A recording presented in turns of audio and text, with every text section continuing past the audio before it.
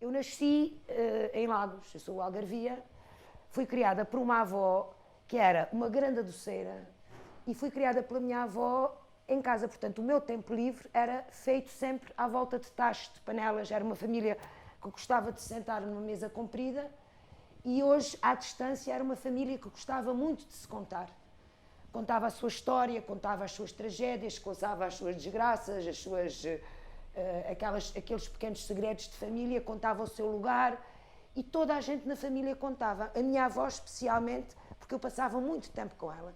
E, portanto, foi pela mão da minha avó e do meu avô Lionel que eu ouvi do meu avô muitos contos de bichos. E é muito curioso quando o Fontinha me dizia isso e eu não percebia. E, de repente, ao ouvir um contador, tu vais recuperar lá atrás uma história que já escutaste na tua infância e começas a reconstruir. Portanto, o meu berço dos contos está lá atrás na minha infância e nesta casa onde à roda da mesa e da palavra se passavam os dias. Porquê que uma pessoa é contadora de histórias? Se isso é profissão, perguntam-se ou não se perguntam? Isso é profissão? Isto está com cada coisa mais moderna agora. Então aquilo que a minha avó fazia uma vida toda agora transformou-se numa profissão.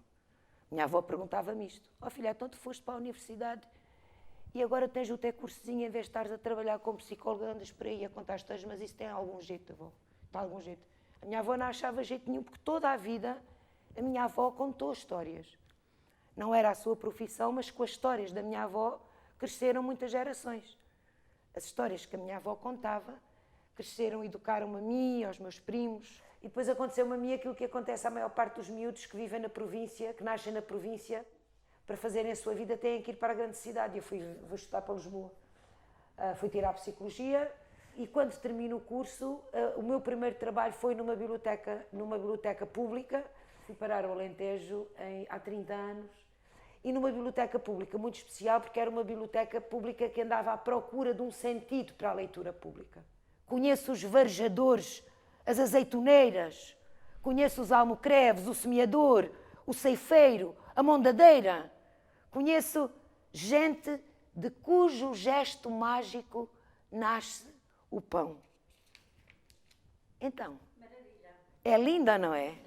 E pensar que esta senhora escreveu o seu primeiro livro aos 83 anos.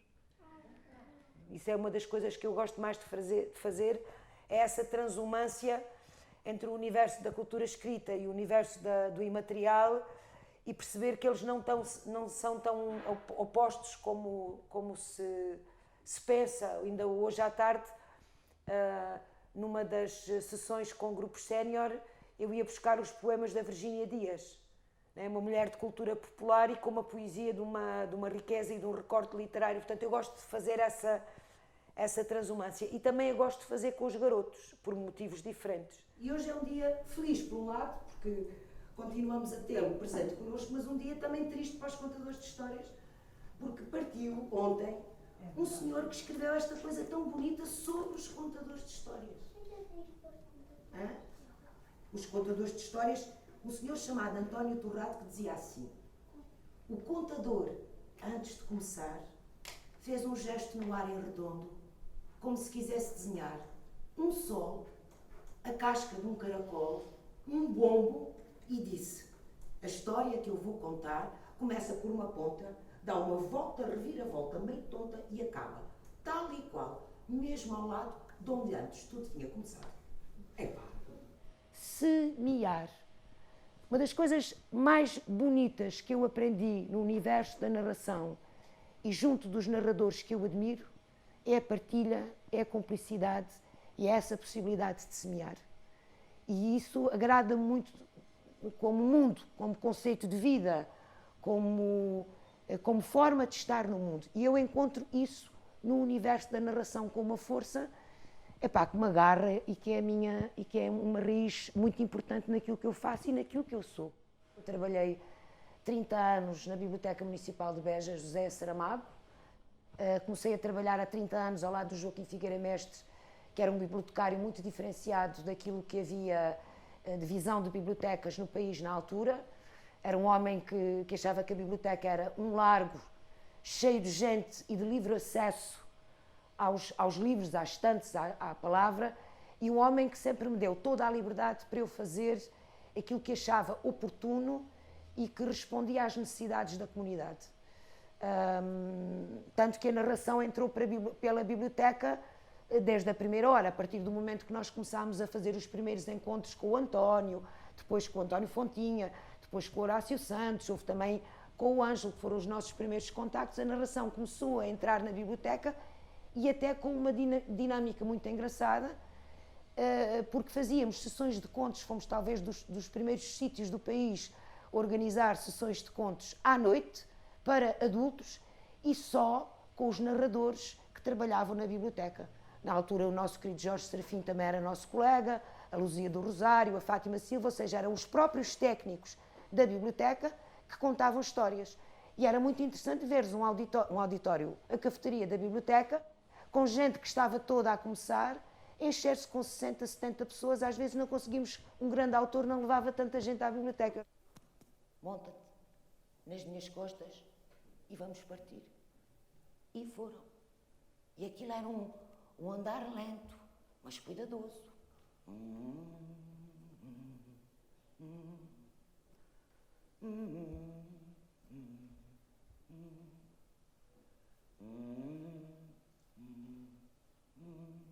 E foram saindo e se aproximando de uma floresta linda.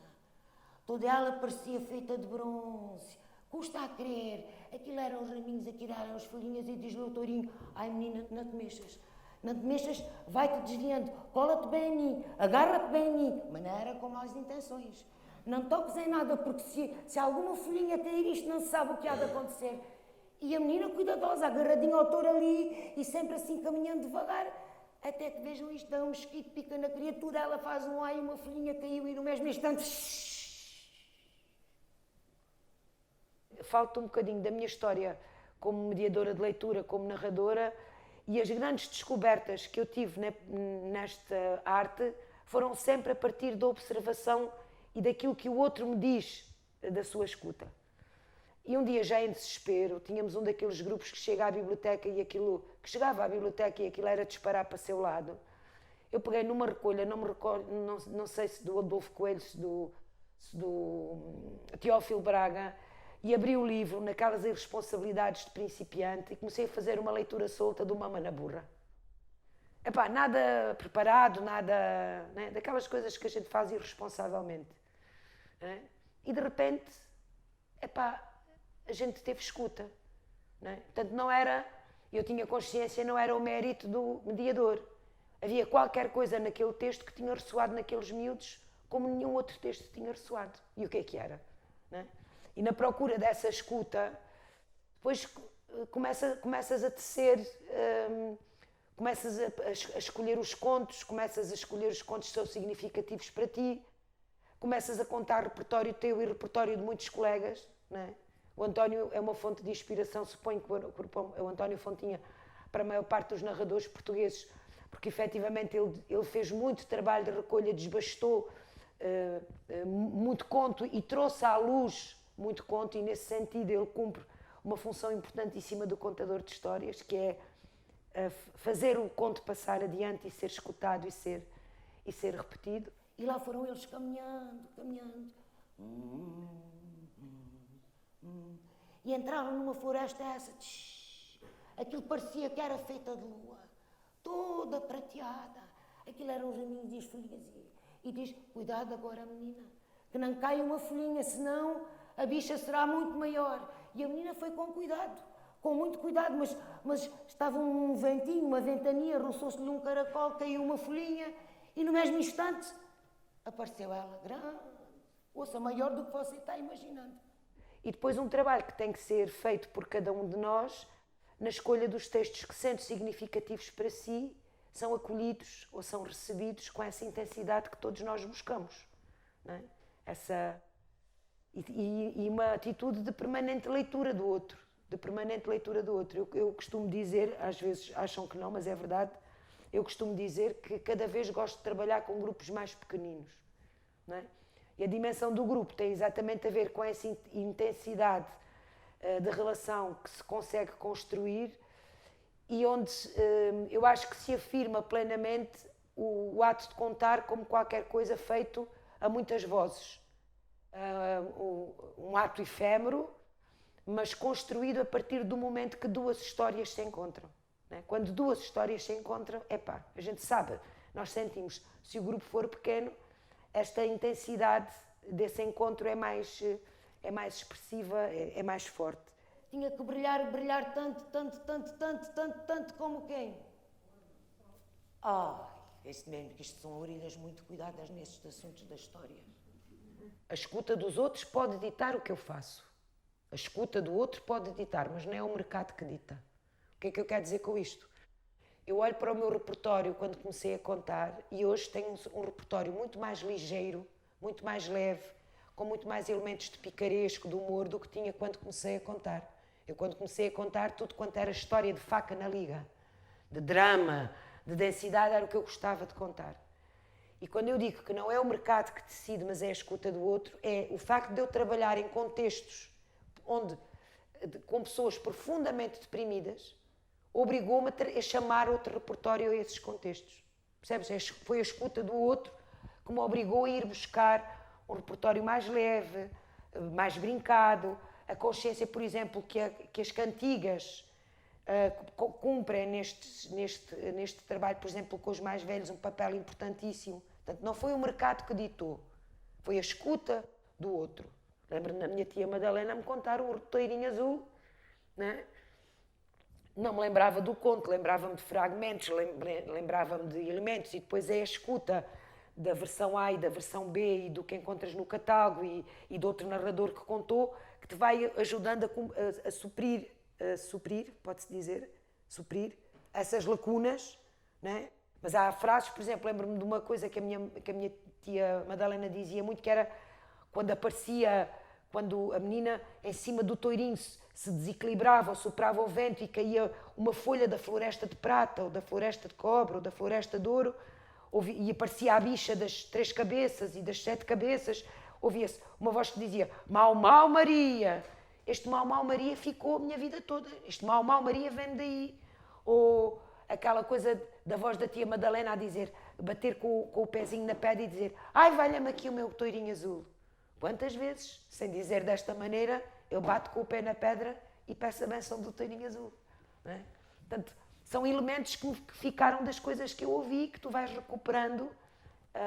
Olha, estamos aqui numa sala onde está uma ilustração muito bonita do toirinho azul. E não sei se é da Tânia Clímaco, se é de outra ilustradora, e que apanhou muito bem o tema central da história, que é uma história de uma profunda crença e de uma profunda amizade entre duas naturezas tão diferentes, que é um touro que é um encanto, um encantado, como diria hoje a senhora, e uma menina, e ela apanhou muito bem na ilustração esse encontro, essa fidelidade jurada entre esses dois seres de naturezas diferentes. E lá foram eles caminhando. E entraram numa floresta essa. Aquilo parecia que era feita de lua, toda prateada. Aquilo eram os raminhos e as folhinhas. E diz: cuidado agora, menina, que não cai uma folhinha, senão a bicha será muito maior. E a menina foi com cuidado, com muito cuidado, mas estava um ventinho, uma ventania, roçou-se-lhe um caracol, caiu uma folhinha, e no mesmo instante apareceu ela, grande, ouça, maior do que você está imaginando. Os contos trabalham com emoções, trabalham com afetos, trabalham com memória. Isso é muito poderoso. Um contador de histórias é alguém que tem muito poder na mão e tem que honrar esse poder, né? Tem que honrar no respeito pela escuta do outro. Não vale a pena insistir em esticar uma sessão quando a escuta se esgota. O tempo certo da sessão é o tempo da escuta do outro. O outro define-te qual é o tempo certo da sessão. Mas não apenas isso, não é? Portanto, perceber que aquilo que traz à luz é a sua voz social e, portanto, o repertório que ele vai selecionar das muitas coisas que ouve pelos lugares onde passa, das muitas fontes que busca, não é? A partir do momento que assume um conto, de alguma forma assume uma posição, assume um modo de ver, de estar no mundo, E isso preocupa-me, não é? E preocupa-me escolher o conto certo, e preocupa-me ter repertório vasto para nestas sessões muito picadas e muito vividas poderes usar os materiais, os textos certos para manter essa dinâmica do grupo. Com as peninhas todas. Ora, as peninhas foram cair em cima de uma figueira e diz: "Ah, passarinho!" Disse a figueira, que esta história é do tempo em que tudo falava. "Porcaria é esta?" "Cala-te, então tu não sabes, não. É que morreu o João Rã, cozido e assado no caldeiro, carochinha está a chu, a almofada a bã, o telhado a deste, e eu que sou passarinho, depois tive que me despenar." "Ah," disse a figueira, "se tu és passarinho e tiveste de despenar, eu que sou figueira vou ter que me desfolhar." E a figueira começou a jogar as folhas, e houve uma folha que foi assim pelo ar, e foi cair mesmo em cima de uns olhos de um boi, que ia por ali a passar, vá amarrada. "Ó figueira, mas o que se passa?" "Cala-te, então tu não sabes." "Não, é que morreu João Ratão, cozido e assado no caldeiro.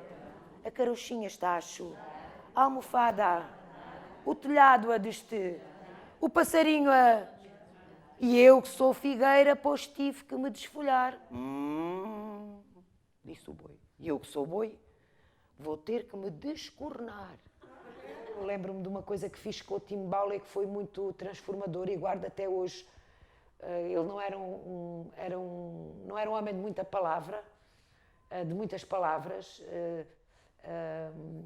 Tinha assim umas tiradas metafóricas que deixavam a gente sem resposta, e se calhar é isso que a gente espera dos mestres, não é? Que te devolvam, coloquem ainda mais questões do que aquelas que tu levas de partida. E recordo-me que numa conversa assim já à final da formação, eu lhe perguntava como é que ele conseguia aquela serenidade no contar. Não era apenas a depuração da narrativa, era uma serenidade no contar que eu ansiava atingir, porque sempre vivo o momento de contar com muita tensão, não é?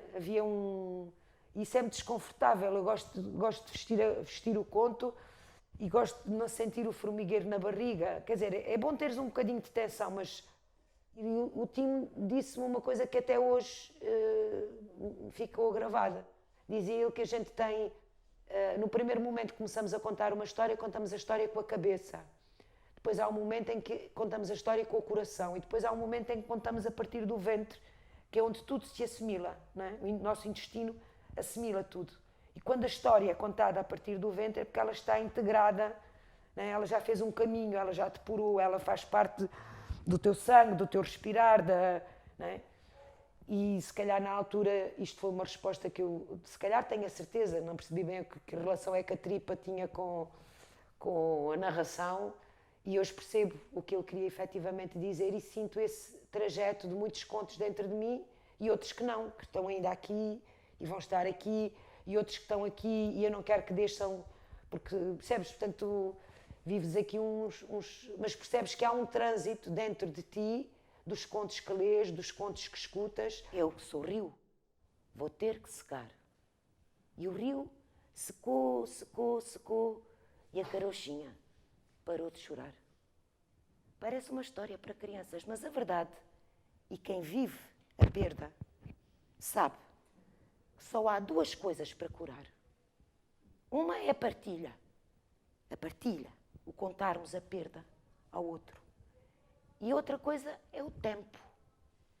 Só o tempo ajuda a curar a perda. Eu recordo-me que formação em narração, eu se calhar fiz para aí 3 encontros com 3 narradores, mas vi muita gente a trabalhar, não é? Vi grandes mestres. E ver grandes mestres ajuda-te muito, não é a copiar, mas é a construir com identidade o teu lugar no assunto, não é? Eu recordo-me a primeira vez que vi o Pepe Durand trabalhar com livro, aquilo foi para mim absolutamente encantatório. Eu nem conseguia a comoção de perceberes que alguém utilizava aquele objeto e conseguia com um objeto tão simples e de uma forma tão natural, tão orgânica, tocar a alma humana daquela maneira, independentemente da idade. Para mim foi uma foi uma revelação. Eu tenho que construir na minha cabeça um itinerário para esta sessão, uma organização, ou seja, para mim tem que haver uma coerência nos livros que eu vou buscar. Para mim, trabalhar um livro apenas não me chega, né? Interessa-me que aquela sessão traga ou diferentes perspectivas sobre o mesmo foco, ou que tenha uma unidade absurda como esta, que são livros vermelhos, e eu vou petiscando textos muito diversos. Estava a pensar que gosto tanto de ti como uma sandes com doce de morango até ao teto e mais um bolo inteirinho de chocolate. Estava a pensar que gosto de ti mais do que todos os carros de bombeiros e todas as escavadoras e todos os caminhões do mundo inteiro. Estava a pensar. Por isso é que não calcei as meias. Por isso é que não calcei os sapatos. Por isso é que não apertei os atacadores. Estava a pensar. Sobre aquele objeto em presença, o que a gente efetivamente está a fazer é ativar conhecimentos. São textos do património imaterial, vamos catá-los, vamos procurá-los, né? E dar-lhes luz. E depois os textos da cultura escrita, né? Não é que a cultura, que o imaterial não chegue. O problema é que eu quero o diverso. Eu quero o diverso. Porque se eu vou a uma comunidade e só levo aquilo que as pessoas... Se eu estou a trabalhar com uma comunidade e só levo aquilo que as pessoas já conhecem, né? Se eu não sou capaz de as tocar para uma experiência diferente do ponto de vista da palavra, né? Enquanto eu não faço isso, eu não desisto. Eu gosto imenso de trabalhar texto literário com estes grupos. É óbvio que sei que até chegar lá, isto chama-nos para um outro aspecto que para mim é muito importante como profissional, que é a questão da continuidade, da importância do trabalho de continuidade. Quem vive, como eu vivi 30 anos, o trabalho numa organização e no território, tem que ser uma palavra que tem que ter permanentemente na boca, né? Porque este trabalho de continuidade é um trabalho de desenvolvimento do gosto, de abertura de espírito ao novo, de rememorar, de construção de uma relação de confiança, de partilha cúmplice de coisas que nas primeiras sessões não acontecem, mas que depois vão surgindo no grupo, e de levar às pessoas outras ferramentas de linguagem, de imaginário, estéticas e artísticas através da palavra, não é? E tem que ser bem feito. E tem que ser bem feito, porque é muito fácil ler para um grupo de adultos em voz alta. E aí eu vou buscar muita ferramenta da leitura em voz alta para trabalhar com estes grupos, não é? Quase como uma leitura, não sei se a imagem é esta, mas eu acho que é uma boa imagem. Pegares num texto literário e abrires uma lanterna sobre esse texto literário e vais ligando e apagando a lanterna sobre esse texto literário, não é? E regressas a ele até mais do que uma vez, não é?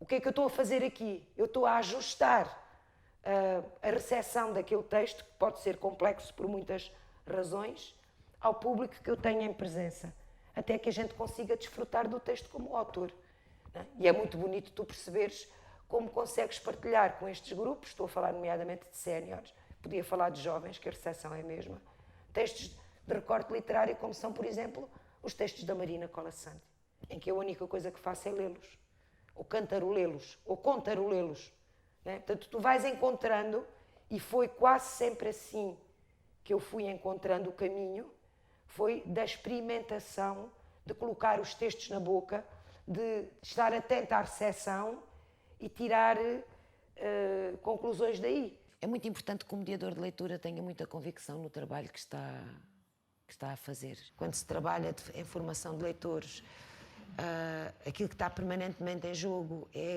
a grande diversidade de textos que se disponibiliza neste trabalho, as muitas entradas.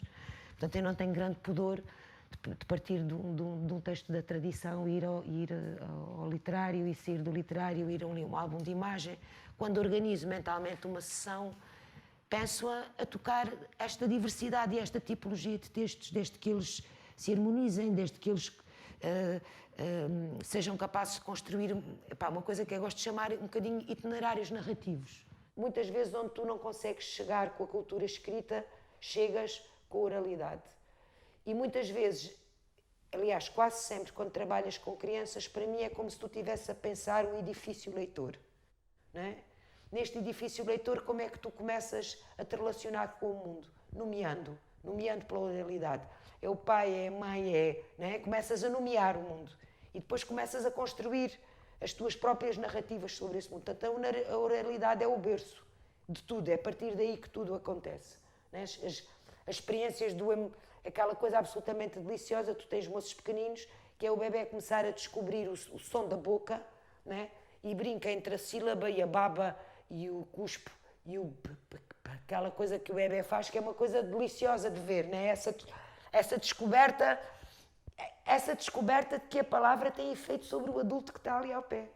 Né? Porque ele faz faz aquelas coisas e tu estimulas e faça lá e tatai. E a criança começa a ter poder sobre ti. A palavra é uma matéria muito boa para cuidar do outro. E recolho ao meu canto, a apertar-me para não ocupar espaço nenhum, e fico a mastigar as lágrimas e a cara escondida, inchada e feia. E aí, entre o escuro e o silêncio, é aí que me escondo, a fazer-te conta que não existo. É muito bonito este texto, não é? Muito indisposto, muito pesado. Quando eu vos falava de textos pesados, eu trabalho estes textos com os moços. E é muito curioso que a escuta se adensa. Oh, oh, oh, oh, agora não. Tinha uma voz mais bonita que a minha, que ela está ali na minha. Livros destes, eu tenho que importar isto para o meu trabalho de mediadora. Não é? Ou seja, é olhar um bocadinho para o trabalho em torno dos contos e dos materiais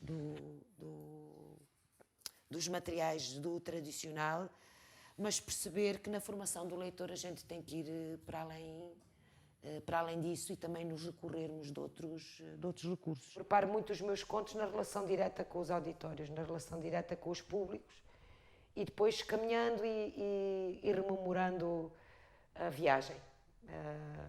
E com uma fé infinita que no preciso momento em que eu preciso daquele conto, vou ter a lucidez para a frase sair limpa e, percebes, com aquela fé de que a frase vai sair limpa e escorreita naquele instante. Portanto, eu não ensaio os contos. Se, por exemplo, se trabalho contos com fórmulas... na Casa Amarela da Rua Torta há uma menina à janela e um gato à porta. A menina que está à janela, este tipo de textos, percebes? Estes eu tenho uma memória péssima e são textos que, se te falha uma palavra, perdem completamente o sentido, o vigor e o viço. Né? Este tipo de textos, sim, tenho uma certa preocupação em decorar, em tê-los papagueados na boca da língua, até para brincares muito com eles. Né? Isto presta-se a muito jogo. Os pequenos poemas da infância prestam-se a muito jogo com os meninos. Mas, de uma forma geral, o que faço é isso, é reler muito o conto, ler e reler muito o conto, reler muito a reescrita do conto, né? Porque entre as muitas versões que tu vais encontrando, depois há elementos que tu usaste num dia e que funcionou muito bem e que queres reter e fixas, registas, isto é importante. Quais, oliveiras, olivais. Digam lá. Quais. Pintacilgos, roxinóis. Caracóis, bichos móis. Morcegos, pássaros negros. Trombolas e galinholas. Perdizes e codornizes. Cartaços e pardais. Cucos, bilharucos, cada vez há mais. Das coisas que guardo no coração de 30 anos de trabalho em Beja, não tenho a certeza de nada, tenho a noção que falhei em muitas coisas, que tenho muito para aprender e ainda muito para fazer, mas há uma coisa que ninguém me tira, que é o gosto de ter feito parte da história leitora de milhares e milhares e milhares de crianças em 30 anos naquele concelho. E fazeres parte da história leitora de milhares de pessoas em 30 anos de trabalho num concelho, tenho já este ganho, já ninguém me tira esse prazer, ninguém me tira. E tenho vaidade de ter participado fico vaidosa de ter participado desse processo. Isso é muito bonito, perceberes isso, que fizeste parte da história de leitura dessas pessoas, que os primeiros livros que uma criança viu de imagem foram ao teu lado ou ao lado da mãe, ou que o contexto onde tu trabalhaste a vida toda foi um espaço de interação poderosíssimo da relação de pais e filhos, né? Ou que as bibliotecas podem ter um trabalho de socialização importantíssimo nas comunidades rurais onde ninguém chega, né? E as bibliotecas chegam com a palavra, com as histórias, com a escuta, às vezes com o registro, né? Quando se consegue recolher.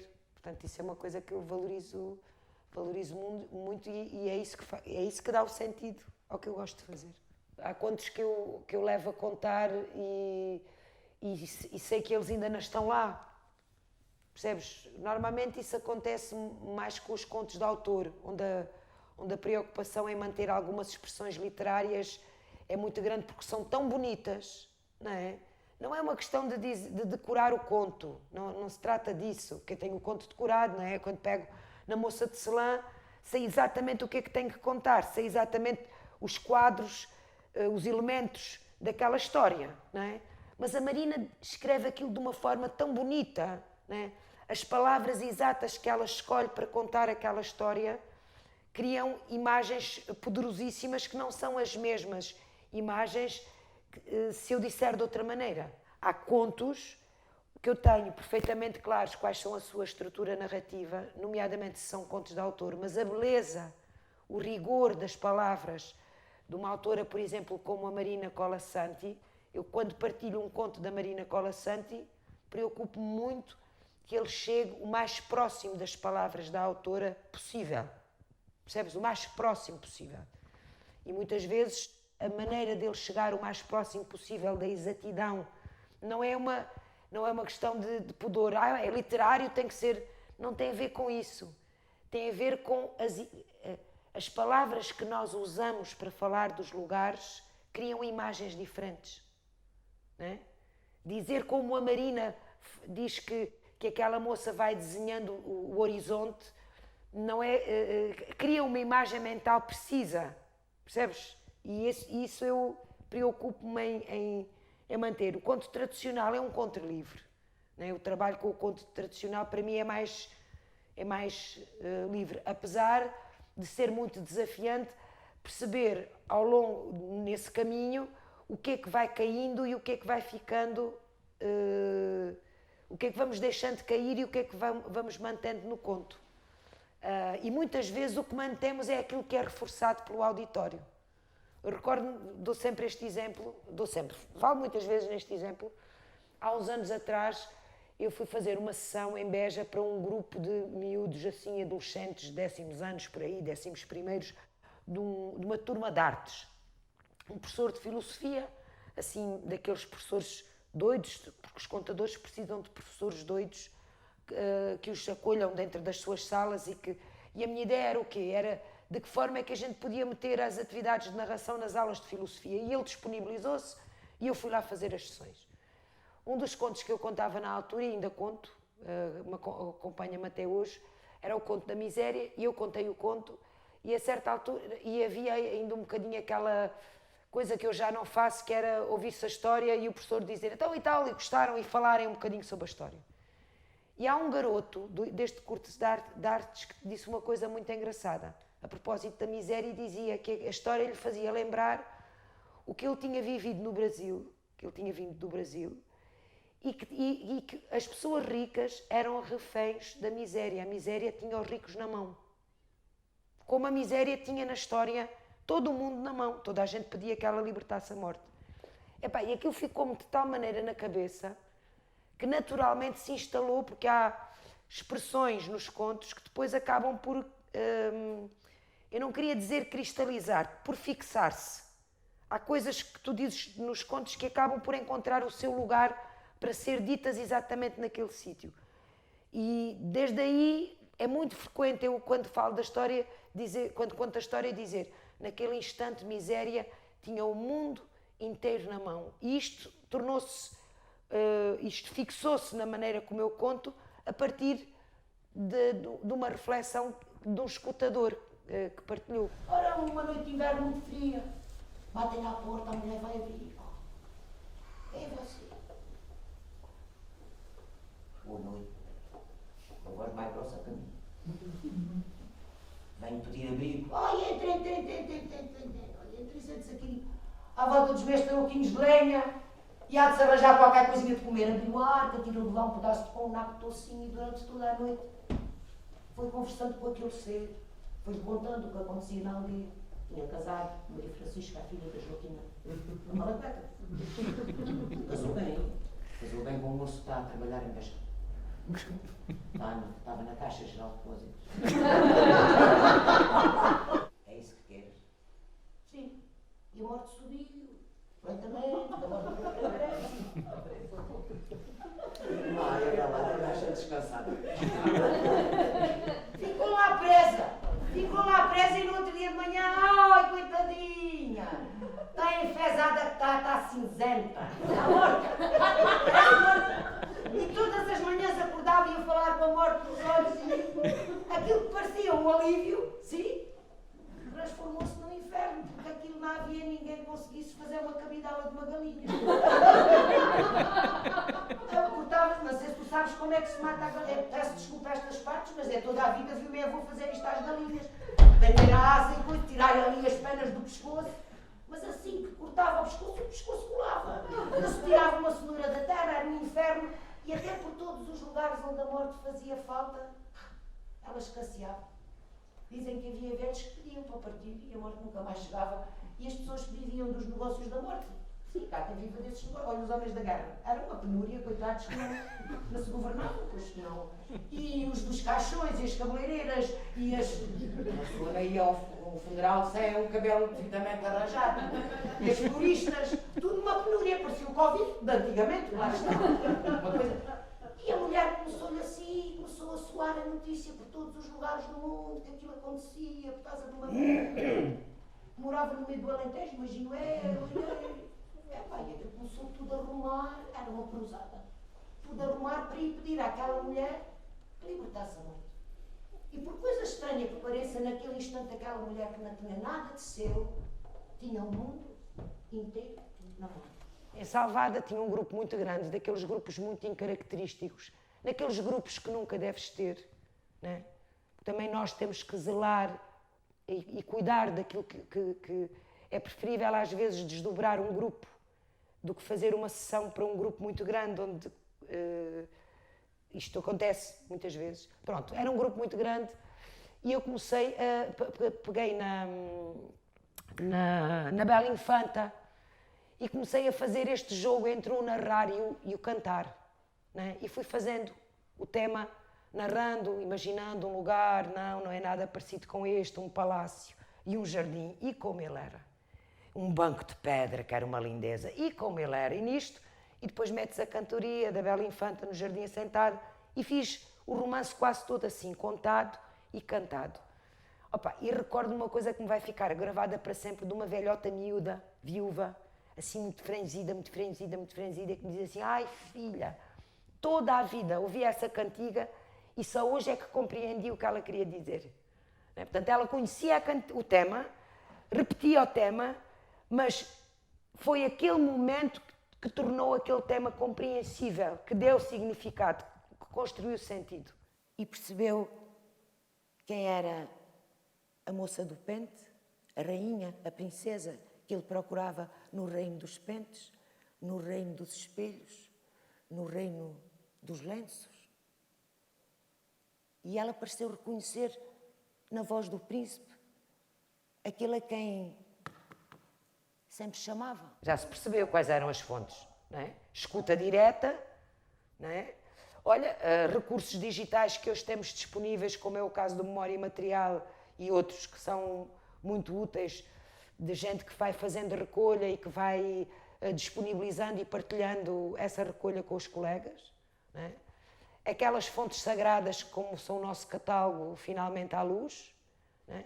E muita coisa do universo da literatura, da cultura escrita. E a partir de certa altura acontece, e eu acho que aí é que a gente começa a ser contadores, é quando tu começas a ser autor, quando tu começas a criar os teus próprios textos, que no caso dos contos tradicionais são as tuas próprias versões daqueles contos. Tu és um coautor daquela história que te... Então há também um trabalho de criação, mesmo na tradição oral, ele havia. As primeiras pessoas que gravámos, o Barbieri sabe disso, o Galamba era um bom exemplo, ele permanentemente fazia isto, não é?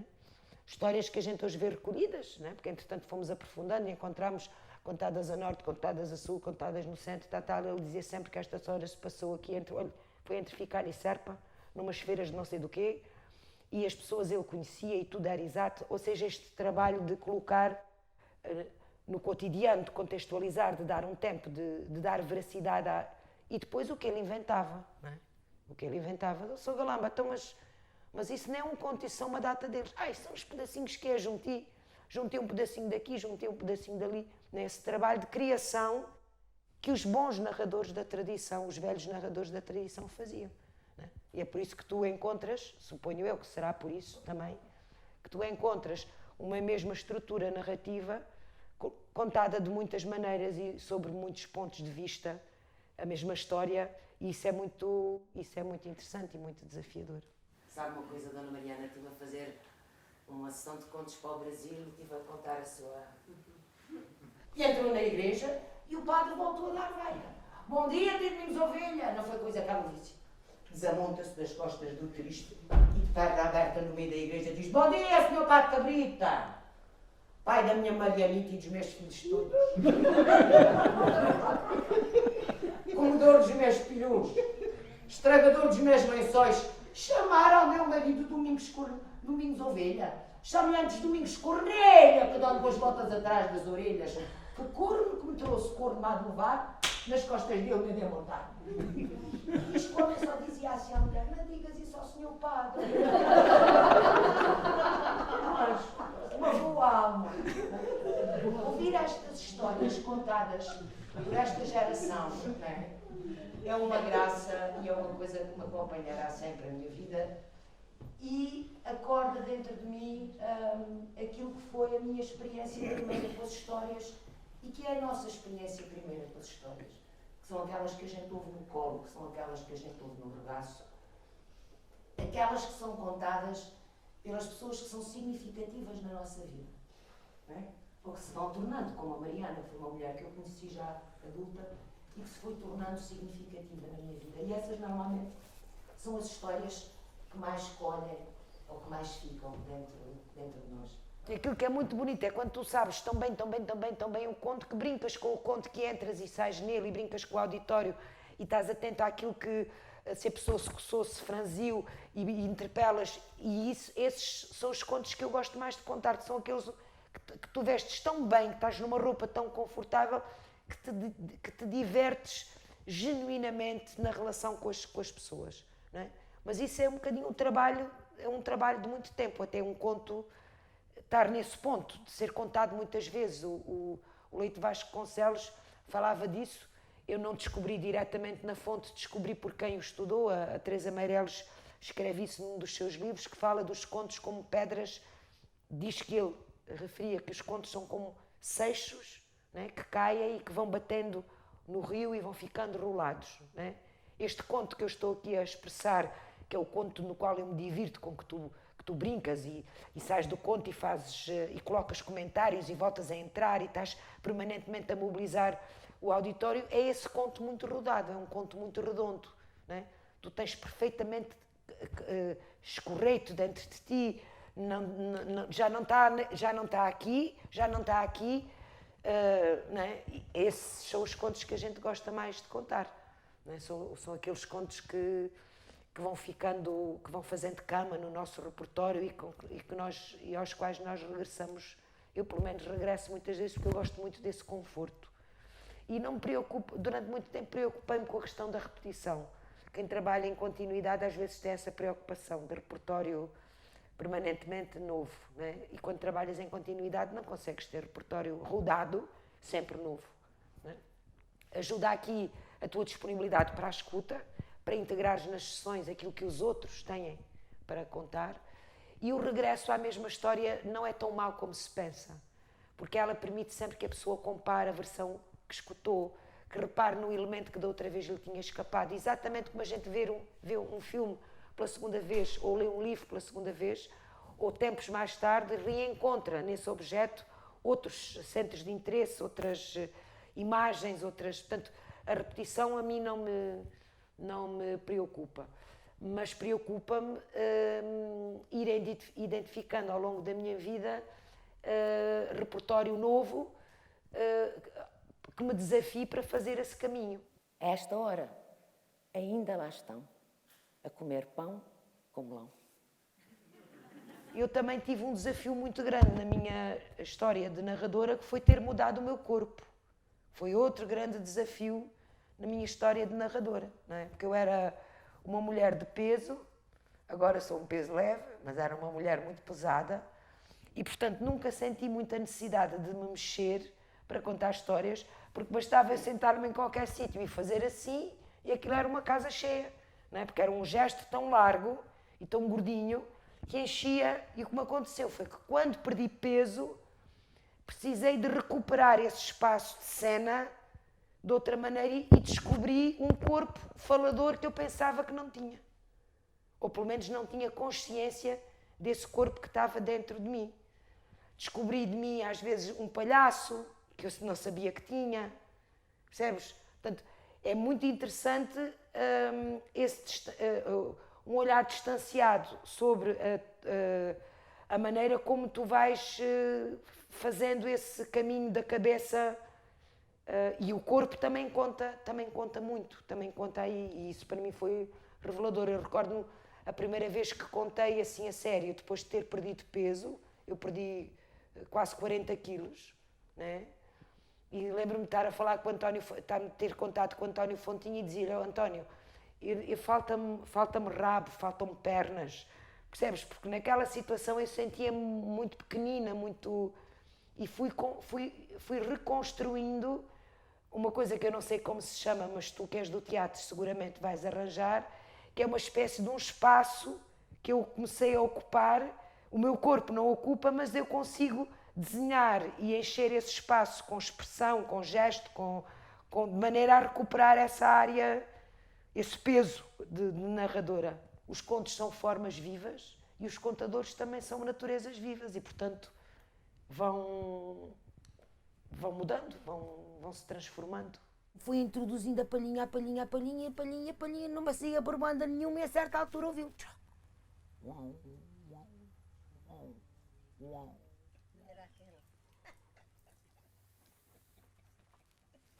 Mesmo para um pastor habituado a esta coisa das palhinhas, é um enigma difícil de calcular. Mas o Zé Palhinhas não ficava envergonhado, pediu para falar com o rei, com todo o respeito, disse: "Vossa Senhoria, pode preparar já a boda, que eu já sei qual é a diferença das bonecas." "Sim, vá lá, então diz lá qual é a diferença dessas bonecas. Olhe, a primeira boneca é como certas pessoas. Tudo o que lhes entra numa orelha sai rapidamente pela outra. A segunda, olha, também é como certa gente. Tudo o que entra pela orelha sai pela boca. A terceira, a terceira é a boneca que escuta e cala. E o que dentro do peito dela cai, ressoa e fica dentro dela para sempre. E tenho esperança desta ser sábia também como a minha princesa." E o rei não queria acreditar que de um pastor saísse prova de tão grande sabedoria. Não são os contadores de histórias. Como eu vejo o meu trabalho, é muito como um reparador de ausências. Percebes? Uma espécie de reparadora de ausências. Às vezes a minha função é reparar a ausência da relação com o objeto livre. Então o meu trabalho vai por ali. Às vezes é apenas reparar a ausência de afeto, de solidão, de companhia, de escuta, de... Estás a perceber? Portanto, eu vejo um bocadinho esse trabalho. E por isso digo que aquilo que é mais importante para mim na narração é a relação que tu consegues efetivamente construir com o outro que tens em presença, seja ele qual for. Seja, não depende da idade, não depende... É esse momento de relação que se constrói, esse momento efêmero, né? Efêmero, que acontece no momento em que tu contas uma história a alguém. É a relação que me interessa na narração. Perceber que umas vezes ela funciona como um colo, às vezes funciona como um desafio, às vezes funciona como um momento de estimulação cognitiva, às vezes é só uma porta aberta para desafiar a memória e calar-te e escutares. Às vezes é só um gatilho, não é? É só perceberes que o teu primeiro conto é um gatilho. Depende do contexto, né? Mas em todos os contextos ela tem que servir a relação com o outro. A senhora sabe ao que vem? E o senhor tem uma ideia, o senhor, desculpe lá, sabe ao que vem? Sabe? Oh, pá, isto me tira uma pessoa de casa, pá, com uma calorina destas, traz a equipa ao meio do mato, sem dizer ao que vem, vai na volta, é alguma coisa chata. O que sei é que nunca senti que as pessoas tivessem tanta necessidade desta experiência de estarem juntas em torno da palavra como sinto agora. Mesmo no contexto digital, que eu acho que é muito adverso à nossa arte, mas que acho que no período de confinamento, pelo menos, era preciso chegar de alguma maneira e por aí também se chega. E até por experiências onde estou hoje a colaborar e que me dão uma outra dimensão sobre este processo, vou tentar ser mais clara. A Caritas Diocesana de Beja apresentou uma candidatura à Fundação Carlos Gulbenkian que se chama Humanamente Ativos. E esta candidatura, entre muitas outras coisas que implicam o trabalho de proximidade, viu-se no meio de um confinamento e com a necessidade de manter pontes com estes idosos de alguma maneira, mesmo confinados. Alguns destes idosos tinham um baixo domínio de tecnologias, mas o suficiente para ligar um WhatsApp. Então, ainda hoje, eu e o Serafim, que somos 2 voluntários deste projeto, contamos e trabalhamos com estes adultos, séniores, nas suas casas, por WhatsApp, quinzenalmente. E tu dizias-me há 2 anos que isto era uma coisa que, se tu me perguntasses há 2 anos, eu dizia, estás doido, alguma vez isso funciona? E funciona, Luís. E funciona. Porque as pessoas vão construindo relação contigo de continuidade, esta experiência acorda neles a vontade da escrita. Neste momento, no meu grupo, 2 deles estão a escrever à maluca, não é? Há um que já não tem folhas de papel em casa, escreve nos guardanapos de papel e eu digo, guarda os guardanapos, guarda os guardanapos. Não é o produto que interessa, não é o produto, mas é tu perceberes como a palavra acordou dentro daquela gente uma necessidade, cada um deles escreve coisas de forma diferente, um é mais jocoso, mais brincalhão, o outro puxa-lhe mais para a nostalgia, portanto aparece também uma identidade naquilo que as pessoas escrevem. Isso é muito bonito de ver acontecer e acontece à distância. Diz-me assim, presencial é outra coisa, com certeza que é, mas entre isto e nada, não é? Perceberes, por exemplo, que a leitura em voz alta pode cumprir uma função importantíssima junto de adultos que não conseguem aceder a texto pelas suas próprias competências, e perceberes que as pessoas podem estar presas num corpo, mas continuam a emocionar-se com o que escutam e a conseguir viajar por lugares que tu as conduzes pela tua voz. Abre-te possibilidades de trabalho com grupos que eu até há bem pouco tempo não pensava em trabalhar, né?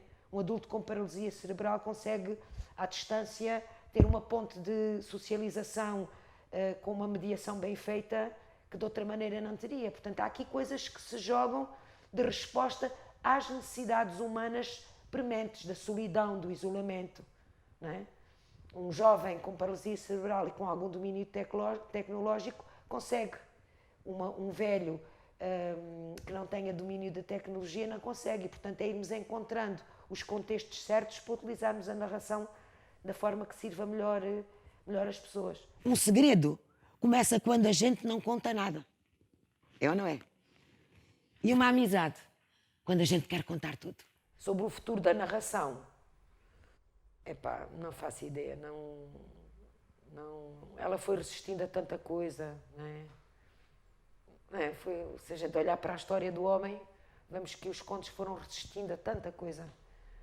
São muito resilientes e acho que os narradores, os que existem, os que vão nascer, vão ser capazes de continuar a contar contos porque é a nossa natureza. A única coisa que garantirá a permanência dos contos, e o António diz isto muitas vezes, é ouvir e é contar. É ouvir e é contar.